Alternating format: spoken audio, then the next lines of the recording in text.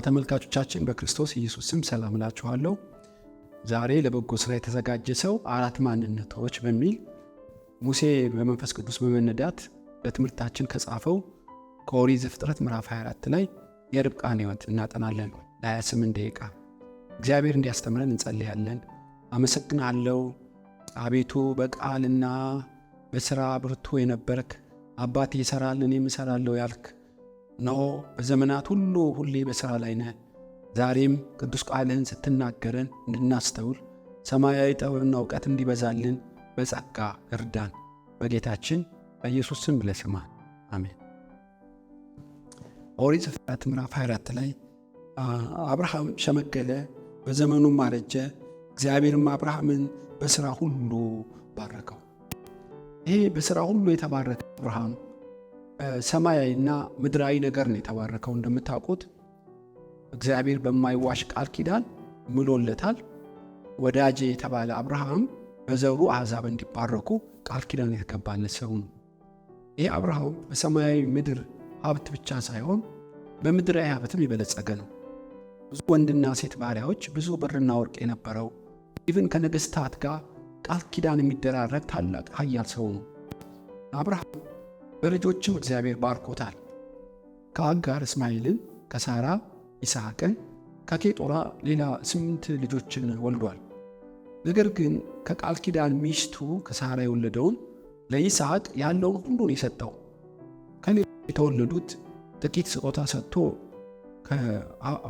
አሸሽቷቸዋል ማለት ይቻላል ከይስሐቅ። እና ይሄ የሰማይና የምድር ሀብቱን ያወረሰው ይስሐቅ ለማግባት ዕድሜው ስለደረሰ የአብርሃምን ሞቱ እንደተቃረበ ሲገባው ያው ማንም ወላጅ እንደሚያስበው ልጁን ይስሐቅን በሕይወት እያለ መዳር ፈለገ። ይህንንም ተልኮ የሰጠው ለኤሌዜር ነው። ኤሌዜር የአብርሃም ቤት የንብረቱ ሁሉ ኃላፊ ነው እና በብዙ መሐላን ያማለው በኦሪት ዘፍጥረት ምዕራፍ 24 ላይ እኔ ከተወለድኩበት ከሀገሬ ልጆች ለልጄ ለይስሐቅ ሚስትን አምጣ እና በዚህ ሀገር የምኖርባቸው ጣዖትን ስለሚያመልኩ ነገር ግን ያህዌን የሚያመልኩትን ከሀገሬ ለይስሐቅ እንድታጋባው በሕያው እግዚአብሔር ስም አምልሃለሁ አለው። መሐላው አደራውን ከባድ ስለሆነ ምናልባት ወደዚህ ሀገር ለመምጣት እምቢ ያለች እንደሆን ልጅን ወደ ወጣህበት ሊመልሰውን አለው ኤሌዜር። አብርሃም ግን እንዳታደርግ ተጠንቀቅ፣ እግዚአብሔር መልአኩን በፊት ይልካል። አሁን ሚስት ብቻ የምትፈልግ ሳትሆን እቺም መለኮታዊ ታሪክ ውስጥ የምትገባ ሴት ነው የምታመጣው። በዚህ ጉዞ እኔ በጸሎት አግዛለሁ፣ መልአኩንም እግዚአብሔር ይልክልሃል። ስለዚህ ታገኛታለህ፣ አትጠራጠር። የእምነት አባት የሆነው አብርሃም ሲልከው በብዙ መንፈሳዊ መረዳት እንደሆነ ታያላችሁ። ስለምትመጣዋ ሴት መልክ፣ ቁመና፣ ሀብት አልነገረውም። የነገረው በእምነት ተጓዝ ታገኛታለህ በሚል ነው። ኤሌዜርም የከበሩ ቶችን በግመል ጭኖ ወደ መሶጶጣሚያ ሄደ። ከ1000 ኪሎ ሜትር በላይ ወደ ሰሜን እስራኤል ጉዞ ጀመረ። ከኤሌዜር ጋር ሌላ ወንዶች አሉ፣ ምድረ በዳውን አቋርጠው የሚሄዱ ግመሎች። እንደምታውቁት ብዙ ውሃን የሚጠጡት ውሃ ሳይጠጡ ለብዙ ጊዜ ምድረ በዳ መጓዝ እንዲችሉ ተደርገው ነው የተፈጠሩት። ኤሌዜርም ይህንን ተልኮ ይዞ በመሶጶጣሚያ ሲደርስ የገባው ከተማ ውስጥ አይደለም፣ ገበያ ቦታ አይደለም፣ ቤተ መንግስት አይደለም። ከከተማ ውጪ ሴቶች ውሃ በሚቀዱበት ቦታ ግመሎቹን አንበረከከ። እሱ ግን ቆሞ ሲጸልይ ጸሎቱን ላነብላችሁ እፈልጋለሁ። በኦሪት ዘፍጥረት ምዕራፍ 24 ላይ እነሆ በዚህ የውሃ ምንጭ አጠገብ እኔ ቆሜአለሁ። ምዕራፍ 24 ቁጥር 13 የዚህችም ከተማ ሴት ልጆች ውሃ ሊቀዱ ይመጣሉ፣ ውሃ ጠጣ ዘንድ እንስራሽን አዘንቢ የምላት እርሷም አንተ ጠጣ ግመሎች ደግሞ አጠጣል የምትለኝ ቆንጆ እርሷ ለባሪያ ለይስሐቅ ያዘጋጃት ትሁን። ይህም ምልክት ይሁነኝ ብሎ ኤሌዜር ይጸልያል። ማንም ትሁን ግን እፈትናታለሁ። ውሃ ቀርታ ስትወጣ ከጉድጓድ ከየት እንደመጣው አልነግራትም። ምን እንደ ጫኑ ግመሎቹ አላሳያትም። ግን ውሃ ጠጪ ብዬ ዝም ነው። ለእኔ ብቻ ሳይሆን ለሚያስፈልጋቸው ግመሎች ካጠጣች ለይስሐቅ ያዘጋጃት እንደሆነ ምልክት ትሆናል። በጣም የሚያስገርም ጸሎት ነው የጸለየው እና አይኑን ሲከፍት ርብቃ ስትመጣ እኩል ሆነ። ይሄ ራሱ ተአምራት ነው። የቅኖችን እግሮች የሚያቀና ታሪክን ሁሉ የሚያገጣጥም እግዚአብሔር እንደሆነ በዚህ ታሪክ ውስጥ ታያላችሁ። ርብቃ ህልም አይታ አይደለም፣ ትንቢት ተነግሯት አይደለም፣ ስለ ኤሌዜር ማንም አልጠቆማት። አጋጣሚ በሚመስለው ውስጥ መለኮታዊ ግንኙነቱን ታያላችሁ። እና ልጅቱ ቆንጆ ነች፣ ድንግል ነች፣ እጅግ ያማረች ነች። በእርግጥ የተፈለገው ውበቷና ድንግልናው አይደለም፣ እርሱ መልካም ቢሆንም እና ኤሌዜር የፈለገው የልቧን ቅንነት ነው። ጥቂት ውሃ ጠጪ ስላት ለተጠሙ ግመሎች የምታጠጣ ከሆነ ደግሞ ለ10 የምታጠጣ ከሆነ ለይስሐቅ ሚስት እንደሆነች ምልክት ትሆናል። ከአብርሃም ጋር ውሎ ያደረው ኤሌዜር አመራረጥን ጸሎትንም ያውቃል ማለት ነው። የሰው መዘኛው ራሱ በጣም የሚገርም ነው። እና ርብቃ ውሃ ልትቀዳ መጣች። በእንስራዋ ከጉድጓድ ቀርታ ስትመለስ ሮጦ ሄዶ ተገናኛት። እባክሽ አንቺ ሴት ጥቂት ውሃ ጠጪኝ አላት። አለቀ። እሷም የመለሰችለት መልስ እጅግ የሚያስገርም ነው። ምዕራፍ 24 ኦሪት ዘፍጥረት እርሷም ጌታዬ ሆይ ጠጣ አለችው። ፈጥናም እንስራዋን በእጇ ወርዳ አጠጣችው። እርሱንም ካጠጣች በኋላ ለግመሎች ደግሞ ሁሉም እስኪ ረኩ ድረስ ውሃ አቅዳለሁ አለች። ጌታዬ ሆይ አለችው። ንግግሯ ራሷ ከአንጀት እንደሆነ ታያላችሁ። ጌታው አይደለም፣ ደሞዝ አልከፈላትም፣ አልቀጠራትም። ኢቨን አታውቀውም፣ ዘሩን አታውቀውም። ሰው መሆኑ ብቻ ነው ለርብቃ በቂ ሆነው። ይህንን እንደ መልካም ዕድል ተጠቅማ በበጎ ፈቃድና በቅንነት አጠጣችው። ባይጠይቃትም ለተጠሙት 10 ግመል እስኪረኩ ድረስ አጠጣለሁ አለች። አስገራሚ ነው። ማጠጣት ብቻ ሳይሆን ለማጠጣትም ትጣደፍ ነበር። እንዲያውም ርብቃ ምዕራፍ 24 ቁጥር 21 ላይ ፈጥናም ውሃን ከእንስራ በማጠጫ ውስጥ ገለበጠች፣ ደግሞ ልትቀዳ ወደ ጉድጓዱ ሮጠች፣ ለግመሎቹም ሁሉ ውሃ ቀዳች። በሩጫ ነው የቀዳቸው፣ በሩጫ ነው ያጠጣቻቸው። ኤሌዜርም ትክ ብሎ ይመለከታት ነበር። በጣም የሚያስገርም ነው። ትኩረት ሳበች። እቺ ሴት የመልአክ ትኩረት ሳበች፣ የእግዚአብሔርን ትኩረት ሳበች፣ የነ ኤሌዜርን ትኩረት ሳበች፣ ኢቭን የግመሎቹን ትኩረት ሳበች። የሰማይና የምድር ትኩረት የሳበችው ርብቃ በምኗ ነው? በቅንነቷ ነው። ግመል በግ አይደለም፣ ግመል ላም አይደለም፣ በቀላሉ የሚረካ አይደለም። 10 ግመል ለማጠጣት ብዙ ጥረት ይጠይቃል። ነገር ግን ቅንነት የኃይል ምንጭ እንደሆነ እናያለን። በበጎ ፈቃድና በቅንነት ስለተሞላች 10ን ለማጠጣት እግዚአብሔር ጸጋ ሰጣት ማለት ነው። እና እርግጥ ይሄ የአንዲት ብላቴና አጥንት 10 ግመል ለማጠጣት የሚበቃ ነውን? አይደለም። አንድ ግመል ካጠጣችም ድንቅ እኮ ነው። ውለታ ባህሏ አያስገድዳትም፣ ሕሊናዋም አያስገድዳትም። 10 ግመል አጠጪ የሚል ባህልም የለም። እሷ ግን ከባህሉ ከሕሊናዋ ውጪ ሊያጠጡ የሚገባቸው የቆሙ ወንዶች እያሉ ያን ሁሉ አልፋ ለእንግዳ ሰውና የራሷ ላልሆኑ ግመሎች በትጋትና በበጎ ፈቃድ አጠጣች። ይሄ ለትምህርታችን ከርብቃ ምን እንማራለን? ለበጎ ስራ የተዘጋጀ ሰው አንዱ መለኪያው ምንድን ነው? ለሌሎች በቅንነት መኖር ነው። የማያለምጡ እግዚአብሔር የሰጣቸውን እድልና አጋጣሚ ሁሉ መልካም ስራ ለማድረግ የማይታክቱ እነሱ ሰማይ የሚከፈትላቸው ታሪካቸው በሕይወት መዝገብ የሚጻፍና ለትውልድ የሚተላለፍ ምሳሌ ማንነት አላቸው ማለት ነው። ወገኖች ሆይ ዛሬ ከርብቃ ብዙ ነገር የምንማረው በእውነት ይሄ ቅንነቷ መንገዷን አሰፋላት። በቅዱስ ቃሉ ታሪኬ ይጻፋል፣ ይስሐቅን አገባለሁ፣ ፓትርያርክ ያዕቆብን ወልዳለሁ፣ የክርስቶስ ቅድመ እናት ሆናለሁ ብላ አይደለም። እሷ በተሰጣት አቅምና ባገኘችው አጋጣሚ ለሌሎች በቅንነት ስትኖር እግዚአብሔር እሷ ነው። አሁን ሰዎች ሁሉ በመጨረሻው ዘመን ራሳቸውን የሚወዱ ይሆናሉ። ጳውሎስ እንደተናገረ ሁሉ ራሱን ይወዳል፣ ለራሱ ጥቅም ይሰጠኛል ብሎ ባላሰበው ጉዳይ አይተጋም። ምንም አቅምና አጋጣሚ ቢያገኝ ጥቅም ይሰጠኛል ብሎ ካላሰበ የማይተጋበት ዘመን ላይ ደርሰናል። ሰው ሁሉ ራሱን ይወዳል። ሰው ሁሉ ገንዘብ ይወዳል። ርብቃ ገንዘብ ለማግኘት ብላ አይደለም። ግመሎች ስታጠጣ ብዙ ጉልበቷ እንደሚያልቅ ታውቃለች። ሆኖም እግዚአብሔር አሰልጥኗታል። 10 ግመል ማጠጣት በአንድ ጀመር አይቻልም። በቅንነት ራሷን ስላሰለጠነች እነዚህ ታላቅ ዕድል ሲመጣላት ለእሷ እንደ ዕለት እንጀራ ሆናት።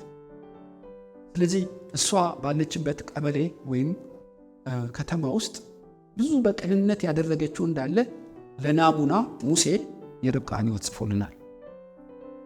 ርብቃ አይደለም ለሰው እሷ እያለች እንስሶች አይጠሙም፣ ጻድቅ ለእንስሶች ይራራል ተብሎ እንደተጻፈ ነው በእውነት። እና እቺ ሴት በቅንነት ስለተሞላች መልካም ነገር ለማድረግ የማትታከለች የክርስቶስ ልብ አላት ማለት ነው። እና ጌታችን ኢየሱስ ቀኑን ሙሉ መልካም እያደረገ በምድሩ ሁሉ ዞረ ይላል። እና አጋንንትን እያወጣ እያስተማረ ወንጌል እየሰበከ እየጸለየም ቀንና ሌሊት በጸሎት ቀን በአገልግሎት ይውል ነበር። ሰዎችን ለማገልገል ኢየሱስ አይደክምም። ከሰዎችም የሚቀበል አይደለም የሚሰጥ ነው እንጂ እንዲያው በቅንነት ሰዎችን ስለሚወድ እስከ መስቀል ሞት ድረስ የታዘዘ እንደሆነ ነው ሊያቸው ገጸሉ። ስለዚህ ብሉይና አዲስ ኪዳን በእጇ የሌለ ርብቃ የክርስቶስ ልብ እንዳላት ናሙናውን በሕይወቷ ታያላችሁ። መልካም ነገር ለማድረግ ሁልጊዜ ዝግጁ ነች። በአቅሟ አይደለም ከአቅሟ በላይ የተሰጠች ነች። እግዚአብሔር ባሰማራን ቦታ ጨውና ብርሃን እንድንሆን በዚህ ዓለም ተፈጥረናል። ለሰዎች ጥቅም ምንም አስተዋጽኦ ማላደርግ ከሆነ በከንቱ በምድር ላይ ኖርኩ። ይቆር የምሰራበት ቦታ እንጂ መኖሪያዬ በሰማይ ነው። በምድር ዕድሜ ተጨመረልኝ ለሌሎች ለሚያለቅሱ እንባ ለማበስ፣ ለተጠሙ ለማጠጣት፣ ለተራቡ ለማብላት፣ የታረዙትን ለማልበስ ነው። በእያንዳንዱ ቀን ለሰው ጥቅምና ለእግዚአብሔር ክብር የማልሮጥና በበጎ ፈቃድ የማልተጋ ከሆነ በከንቱ ኖርኩ። ርብቃ ግን እንደዛ አይደለችም። በእውነት ይህን ነገር እግዚአብሔር ቆጥሮላት ሰውየው ተገረመ ኤሌዜር። ስለዚህ 118 ግራም ወርቅ ልብስ ለመጀመሪያ ያለበሳት እየሮጠች ሄደች እንስራዋን ጥላው። ታውቃላችሁ ወንድሟ ላባ እህቱ ላይ ወርቅ ባየ ጊዜ ሰውየው ማን መሆኑ በሰማ ጊዜ ወደ ኤሌዜር ሮጠ። አንተ ጌታ ባሪያ ለግመሎች ገፈና ለአንተ ማደሪያ አለኝ፣ በውጭ ለምን ቆመሃል አለው። ላባ የሮጠው ቅንነት ስለያዘው አይደለም፣ ወርቅ ስላየነው ይለናል ሙሴ። እንግዳውን የተቀበለው ማን መሆኑ ስለገባው ነው ይለናል ሙሴ። ይሄ ቅንነት አይደለም በእውነት። እና የግመሎቹን ሀብት ወደ ራሱ ለማዞር በሰው ለመጠቀም እና ለመበዝበዝ እንጂ ቅንነት እንደ ርብቃ አይደለም ያተጋው። ላባና ርብቃ በአንድ ዘመን በአንድ ቤት ውስጥ ቢኖሩ ሰማይና ምድር ያክል ይለያያሉ። በእውነት የሕይወታቸው መርህ አንዱ ለጥቅም ነው፣ አንዱ ለመጠቀም ነው፣ አንደኛውስ ለመጥቀም ነው። አንዱ በሌሎች ጉልበት ለመኖር ነው፣ አንዱ ደግሞ ለሌሎች ጉልበቱን ለማፍሰስ ነው የሚኖር። ርብቃ እንደ ሻማ እየቀለጠች እንደ ጨው እየሟሟች ለሌላ ብርሃንና ጨው ስትሆን፣ ላባ ግን እንደዛ አይደለም። ኢቭን የያዕቆብን ደሞዝ 10 ለውጦ 20 ዓመት ሙሉ ያደረገውን ታውቃላችሁ። ኢቭን ልጆቹ ሸጧል። 7 ዓመት ለያዕቆብ እንዲገዛለት ልጆቹ ሸጠ። ሰው ልጆቹን ለትዳር አይሸጥም እኮ። በጣም ስስታም ከመሆኑ የተነሳ ልጆቹን እንኳ በገንዘብ ለመለወጥ ወደኋላ የሚል ሰው አይደለም። ሰማይ የከበደበት ሰው ነው ኤሌዜር። ማን ነው? ላባ። ርብቃ ግን የክርስቶስ ልብ አላት። ለበጎ ስራ የተዘጋጀ አንዱ መለኪያው ምንድን ነው? ቅንነት ነው። ለሌሎች ቅንነት፣ በቅንነት መኖር። ባልንጀራዬ ማን ነው? ኢየሱስ የመለሰውን ትዝ ይላችኋል። አንድ ሰው ወንበዴዎች ተደብድቦ በሕይወትና በሞት መካከል ቀረ። ካህኑ አየው፣ ሌዋዊው አየው፣ ዞር ብለው ሄዱ። ሳምራዊ ግን አዘነለት። አያውቀውም አይደለም። በወንበዴ እጅ የወደቀውን ለመርዳት ምናልባት ወንበዴዎች እጅ መውደቅም ሊሆን ይችላል። ሊረዳው ሲል በእጁ ላይ ቢሞት አሻራ ምርመራ ሊባል ይችላል። በሞትና በሕይወት ያለን ሰው መርዳት ውለታ ማኖር አትችሉም። አእምሮ ራሱ በዛ ሰዓት የሚሰራ አልነበረም። ግን አልኮል አፈሰሰለት፣ በጨርቅ አሰረው፣ አህያ ላይ ያኖረው፣ 2 ዲናር ከፍሎ ሌሊቱን ሙሉ ጠበቀው። ገንዘብ ጊዜና ጉልበቱን ለሚያስፈልገው ግን ለማያውቀው ሰው አኖረ። ባልንጀራን መውደድ ማለት እንደዚህ ነው አለው ጌታ። ከአንተ እርዳታ ለሚፈልግ ሁሉ በቅንነትና በትጋት መኖር ነው። እንደዚህ ያለ ማንነት ከወዴት ይገኛል? በፊልጵስዩስ ላይ ጳውሎስ ለጢሞቴዎስ የመሰከረው ብዙ ሰው አውቃለሁ ጢሞቴዎስ፣ ነገር ግን እንዳንተ ያለ ማንም የለኝም፣ ቁጥር 1 ነህ ለእኔ። ለምን ቁጥር 1 አልከኝ? ለሰው ልጆች በቅንነት የሚኖር ማንነት ስላለ። ጢሞቴዎስ በላጭ ለሆነው በጳውሎስ ሕይወት ዲግሪ ስላለው አይደለም፣ ሀብት ስላለው አይደለም፣ ስለ ጸጋውን ብዛት አይደለም። ማለት የጸጋ ስጦታዎች በመገለጡ አይደለም የተማረከው። ጳውሎስ በጢሞቴዎስ የተማረከው ልቡ ነው። ለማያውቃቸው በጸሎት ወንጌል ለማድረስም ለሰዎች ሁሉ የሚዘረጋ ግብዝነት የሌለበት በቅንነት የተሞላ ልብ አለው። በእርግጥ እናቱም አያቱም እንደዚህ ያለ ማንነት እንዳላቸው ቅዱስ ቃሉ ይጠቁመናል። ለበጎ ሥራ ሁሉ የተዘጋጀ ሰው አንዱ መለኪያው ምንድን ነው? በቅንነት ለሌሎች መኖር ነው። ዛሬ ዕድሜና ጤና ለምን ተጨመረልን ወገኖቹ? ወደ ጌታ ቤት ለእኔ መልካም ነው፣ በሕይወት ብኖር ግን ለእናንተ ጠቅማለሁ ይላል ጳውሎስ። በምድር መኖሩን እንኳ የሚናፍቀው ለሰዎች የጠቀመለት ከሆነ ነው። ሰማይ ተከፍቶ ምድር ተነድሎ ጸጋ የሚሰጣቸው ለሌላ ሰዎች በቅንነት የሚኖሩ ነው ማለት ነው። ለሌላ ሰዎች የማይኖሩ ለራሳቸው ብቻ የሚተጉ ገንዘብ ሊያገኙ ይችላሉ፣ ደስታን አያገኙ። ተጣጥረው ብዙ ሀብት ሊያገኙ ይችላሉ፣ እርካታን አያገኙ፣ ብድራትም አይኖራቸው።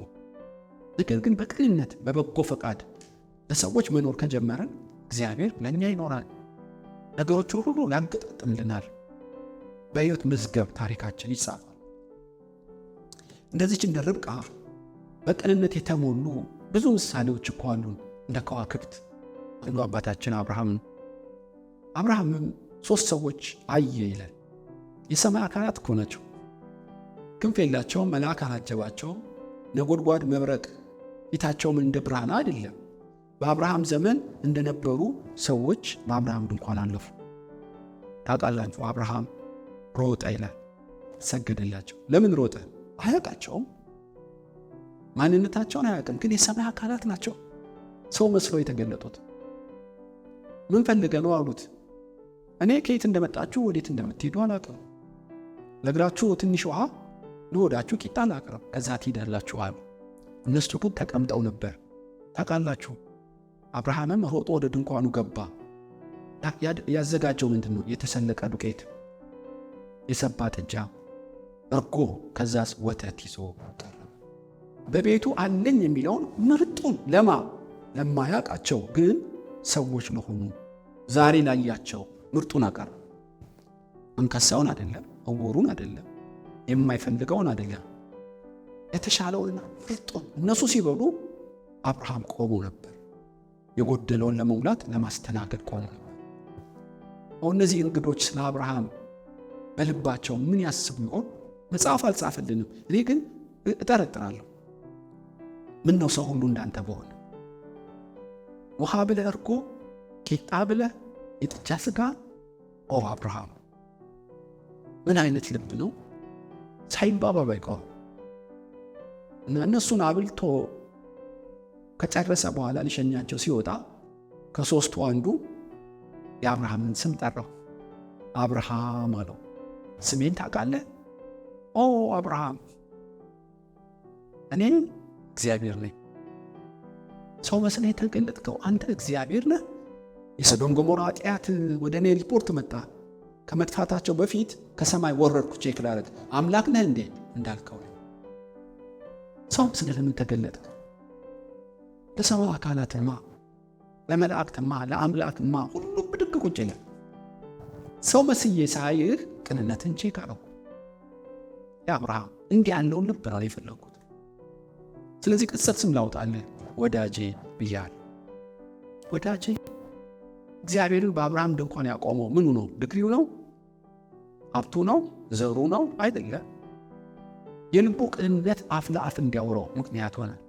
በሕልምና በትንቢት አይደለም፣ በራእይ አይደለም፣ በአካል ተገልጦ አወራው። የአብርሃም ልብ ተመችቶታል። የአብርሃም ድንኳን ተመችቶታል። እግዚአብሔር አብርሃምና እግዚአብሔር አፍ ለአፍ ያወሩ ጀመር። 50 ጻድቃን ቢኖሩ 40 ጻድቃን ቢኖሩ 10 ቢኖሩ አታጥፋ እያለ አብርሃም ይማልድ ነበር፣ እግዚአብሔርም ይማለደው ነበር። እንደዚህ አፍ ለአፍ የሚያወሩት የእግዚአብሔር ሕልውና ያለባት ድንኳን እንዴት ሆነች ታውቃላችሁ? ቅንነቱን አብርሃም ያስመረጠው የልቡ ቅንነት ነው። ርብቃም ይሄ ቅንነት ነበራት። ታዲያ እግዚአብሔር በሙላት እንዲገለጠልን የምናደርገውን ሁሉ እንዲያሳካልን ቅንነታችን እንዳይጠፋ ለምን? የመጨረሻው ዘመን ስለሆነ የሰው ልጆች ልባቸው ራስን የሚወድ ከመጠን በላይ ስስታም እና ገንዘብ አፍቃሪዎች እየሆኑ ስለመጡ ይህ የክርስቶስን ልብ በክርስቲያኖች ሕይወት እንዳይጠፋ መጠንቀቅ አለብን። እግዚአብሔር በእውነት ሁላችንን ይርዳን። ርብቃ የሚመስሉ ብዙ አሉ። እንዳልኳቸው አንዱ አብርሃም ብቻ አይደለም። ኤልያስን የመገበች ሶርያዊ እኮ ነች። በዘር አይገናኙ። በእውነት ውሃ በደረቀ ጊዜ እግዚአብሔር የላከው ወደ ሶርያ ነው። በእስራኤል ውስጥ መበለት የለምን? ብዙ አለ እንጂ ባለጠጋ፣ ብዙ ሃይማኖተኛ ሴቶች አሉ፣ ብዙ ባለጠጋ ሴቶች አሉ። ግን ለአንድ ነቢይ ለመመገብና ለማጠጣት የሚችል ልብን የጠፋው ሀብት አይደለም የጠፋው። እግዚአብሔር ወደ ሶርያ ላከው ኤልያስን። አንድ ባሏ ሞቷን አባት የሌለው ልጅ መግባ ለመሞት ጭራሮ ስትለቅም ታውቃላችሁ፣ ተገናኙ። የመጨረሻ ቂጣ ጋግራ ለመሞት እኮ ጭራሮ ምትለቅ ነው።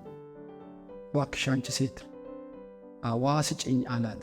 ጌታዬ ሆይ እሺ ያለችው ልክ እንደ ርብቃ፣ ልክ እንደ አብርሃም እግረ መንገድሽን ቂጣ አምጪልኝ አላት። እኔና ልጄ በልተን ለመሞት የመጨረሻ ቂጣ ቢሆንም ነገር ግን አመጣለሁ። ምን አይነት ቅንነት! ሰው ከትርፉ ሊሰጥ ይችላል። ሕይወቷን ያላትን አይደለም ኑሮዋን ሁሉ እኮ መስዋዕት እናደረገች መቋረጥ የምትችሉት። ስለዚህ ኤልያስ በዚህ ሴትዮ ድንኳን ገባ። ኤልያስ ገባ ማለት ቀላል ሰው አይደለም፣ ነቢይ ነው ኤልያስ። ብዙ ጊዜ ከመበለቷ ጋር አብሮ ኖረ ማለት ምን ማለት ነው? ብዙ ጥበብን፣ ብዙ እውቀትን፣ ብዙ የእግዚአብሔር ኃይል ያስተምራታል ማለት ነው። ኢቭን ልጇ እንኳ ቢሞት ከሞት አስነስቶታል። የሙታን ትንሣኤ ተለማምዳለች። ኤልያስ በቤቷ እንዲገባ እግዚአብሔር ስሟን እንዲጠራ በአዲስና በብሉይ ኪዳን ስሟን እንዲጻፍ ምን መልካም ነገር ተገኘባት? ለሌሎች የሚኖር ቅንነት። ዛሬ ለበጎ ስራ የተዘጋጀ ሰው አንዱ መለኪያው ምንድን ነው? ቅንነት። ይሄ ልብ ቅንነት ከየት ይገኛል? መጽሐፍ በማንበብ አይገኝም። ይሄ ቅንነት በክርስቶስ ለሚሆኑ የተሰጠ። እናንተ የክርስቶስ ልብ አላችሁ የተባለው ለዚህ እኮ ነው። ዳግም ስንወለድ የክርስቶስ የጽድቅ ፍሬ እንድናፈራ ነው። አንዱ የጽድቅ ፍሬ ቅንነት፣ አንዱ መንፈስ ቅዱስ ፍሬ ቅንነት ነው። ያም ዳግም ተወልደን በክርስቶስ ከተገኘው በጽህና ከቤተ ክርስቲያን ውስጥ ሊገኝ የሚገባው ቅንነት ለሌላ ሰው በትጋት መኖር። ስለዚህ የቤተ ክርስቲያን በእግዚአብሔር መተከል በምድር ላይ ለምንድን ነው? ግራ ለገባቸው ለብዙ ወንድና ሴቶች በቅንነት እንድትኖር ነው። የታመሙትን እንድትጠይቅ፣ የታሰሩትን የተራቡትን እንድታበላ፣ የታረዙትን እንድታለብስ ነው። ወገቧን የታጠቀች ትጉ ቤተ ክርስቲያን ምሳሌ ነች። ቃል ዛሬ ሞጋች ጥያቄ በእውነት ጠይቃችኋለሁ። በሕይወት ጌታን ከተቀበልን ጊዜ ጀምሮ ለሰው ልጆች ጥቅም ምን ያክል ዋጋ ክፍያ መልካም ካረኩላቸው ውለታ ሳልጠብቅ ክብር ሳልጠብቅ ባገኘሁት አጋጣሚ ሁሉ ግን ለሌሎች የኖርኩባቸው ጊዜያት ስንት ነው? ሕይወቴ የተቃኘው በራሴ ዛቢያ ነው ወይስ ለሌሎች በሚኖር ማንነት ነው? ልብን ያህል እግዚአብሔር መልካምን ማድረገው ውለታ ለማስቀመጥ ነው? እኔም በተቸገርኩ ጊዜ እንዲረዱኝ ነው? ወይስ መልስ ሳልጠብቅ ለሰዎች ሁሉ እንደ ክርስቶስ በቅንነት የሚኖር ይባል? ይህንን በጣም መጠየቅ ጥሩ ነው በእውነት። ዛሬ እንግዲህ ከርብቃ 4 ነገር ነው በተከታታይ የምንማረው። ለበጎ ስራ የተዘጋጀች ርብቃ አንዱ የተፈተነችው በቅንነት ለሌሎች በመኖሯ ነው። እንዲህ እኛም በቀረን ዘመን እንደ ጌታችን ለመድኃኒታችን ብቸኛ ምሳሌ እንደሆነ እንዲሁ በቅንነት እንድንኖር ሁላችንንም ጸልያለን። አመሰግናለሁ ጌታ ሆይ፣ በአዲስ ኪዳን በብሉይ ኪዳን በብዙ ጸጋ ኮትኩተህናል።